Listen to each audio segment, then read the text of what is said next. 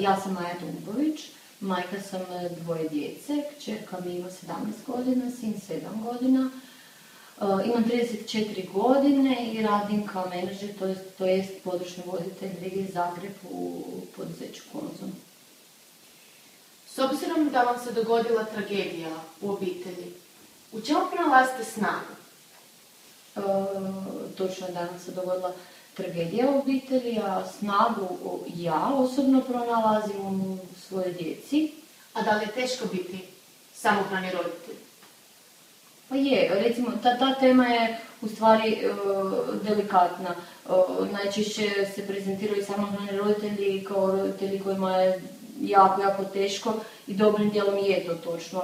Teže je materijalno, teže je i u samom odgoju djece jer vam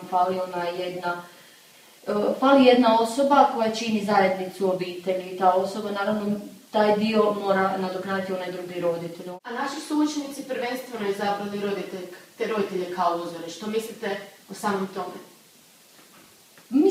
Pozitivno mi je to i čak i logično mi je zato što su djeca odrastaju naravno u svoje roditelje i ne vjerujem da i jedan roditelj pokušava djetetu usaditi neku lošu osobinu, pa samim time i vidim izvor te informacije vaše da djeca biraju roditelji. A koje su osobine koje pokušavate, znači vi kao majka, usaditi kod svoje djece? Pa prvenstveno poštenje, iskrenost, ustrajnost u onome što rade, a iz tog prilazi sve ostale. Vi se brinete za kći pokojnog muža. Tako. Da li kao odluka za vas bilo teško? Ines, kći mog pokojnog muža je sa mnom bila od svoje 3. godine i meni je Ines kao da sam i ja rodila, kao da sam i ja biološka majka.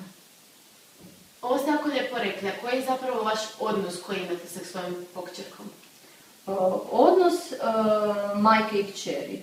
A to ne znači da je odnos majke i kćeri samo nešto dobro, to znači da je i u tom odnosu ima i svađa, nesuglasica, ima pozitivnih stvari, ima dobrih odluka, pa jedan prijateljski odnos.